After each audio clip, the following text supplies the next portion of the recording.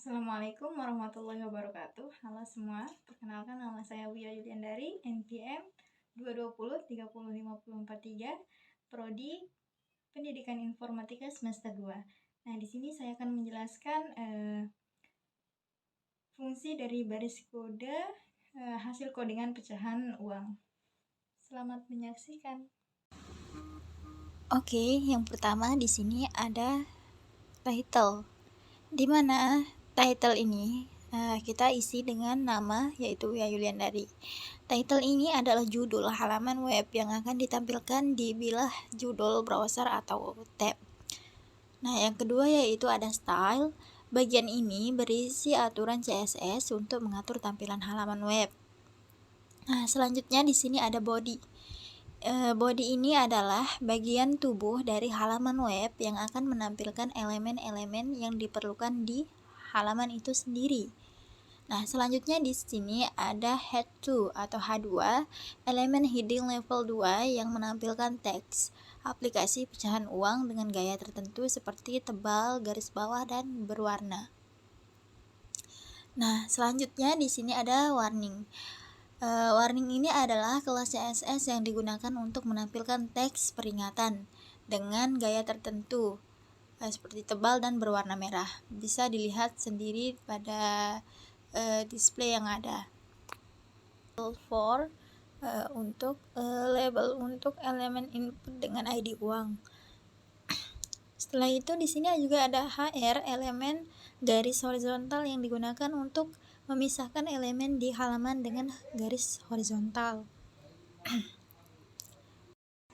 Berikutnya di sini ada input type atau number, ID uang, minimal 1, step 1, placeholder. Nah, masukkan nominal uang, input file dengan type angka atau number yang memungkinkan pengguna memasukkan jumlah nominal uang atau dalam ribuan. Sini setelah mengetik jumlah angka yang kita inginkan, langsung saja diklik hitung dan bakalan muncul beberapa ketentuan lembaran uang yang muncul. Nah, di sini supaya lebih jelasnya bisa dilihat sendiri pada layar display. Nah, seperti ini. Di sini ada 100K, ada 50K, ada 20K, 10K, 5K, 2K, dan 1K. Nah, di sini sudah ada ketentuan-ketentuan yang dimunculkan pada saat kita mencari jumlah di atas 1000. Nah, di sini ada 100K sama dengan 66 lembar, 50K sama dengan 1 lembar, ada 20K sama dengan 0 lembar, ada 10K sama dengan 1 lembar, 5K 1 lembar, dan 2K 0 lembar, serta 1K itu 1 lembar.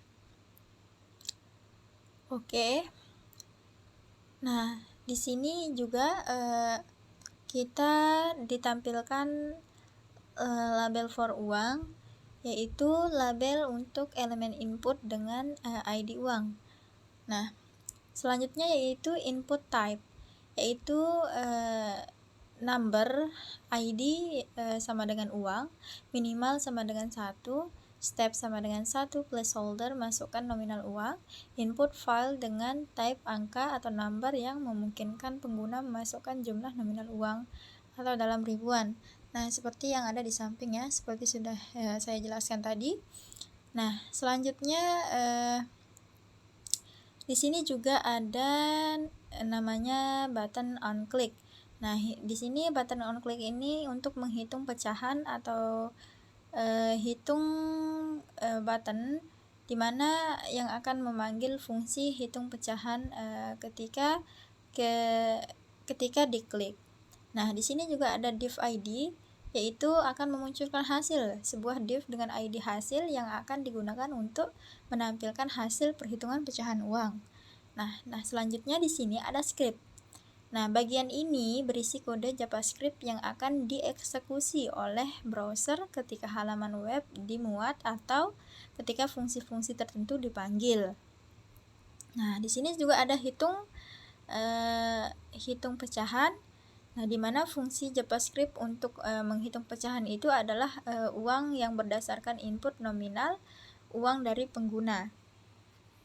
Nah, setelah hitung pecahan, di sini ada variabel uang, di mana di sini variabel uang ini akan dimunculkan dengan kode yaitu document.getElementById dalam kurung uang. Nah, value mendapatkan nilai dari elemen input dengan ID uang dan menyimpan dalam variabel uang.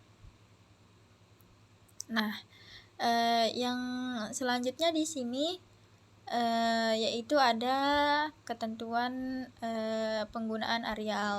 Nah, selanjutnya di sini ada penggunaan areal, di mana penggunaan areal ini disesuaikan dengan soal yang ada. Nah, di penggunaan areal ini terdapat variabel pecahan dan variabel jumlah pecahan. Nah, di sini di variabel pecahan ini terdapat 100, 50, 20, 10, 5, 2, dan 1. Dan di variabel jumlah pecahan ini kita tuliskan yaitu dengan tanda kurung. Nah, di sini di penggunaan areal ini bisa langsung saja dilihat di display seperti apa penulisannya. Nah, selanjutnya di sini ada penggunaan looping. Nah, looping ini adalah perulangan, di mana ketika kita ingin memanggil sesuatu yang bersifatnya pengulangan atau perulangan, kita dapat menggunakan looping untuk melakukan hal atau kegiatan tersebut. Nah, di sini terdapat kode yaitu var 1 sama dengan 0. Nah, di sini ada pecahan length i++. Untuk perulangan itu ditandakan dengan i++ ya. Nah, untuk lebih jelasnya bisa dilihat saja secara langsung di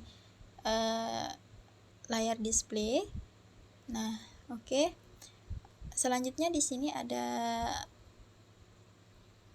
baris kode untuk kita memunculkan hasil input yang sudah kita buat tadi. Nah, di sini ada baris kode yaitu variabel hasil sama dengan P. Nah, P ini adalah berfungsi untuk menampilkan sebuah paragraf. Selanjutnya ada baris kode yaitu for sama dengan variabel j sama dengan 0, yaitu pecahan .length j++ untuk perulangan. Nah, di sini untuk memunculkan hasil kita harus menggunakan kode document.getElementById. Sekian dari video saya. Terima kasih telah menonton. Assalamualaikum warahmatullahi wabarakatuh.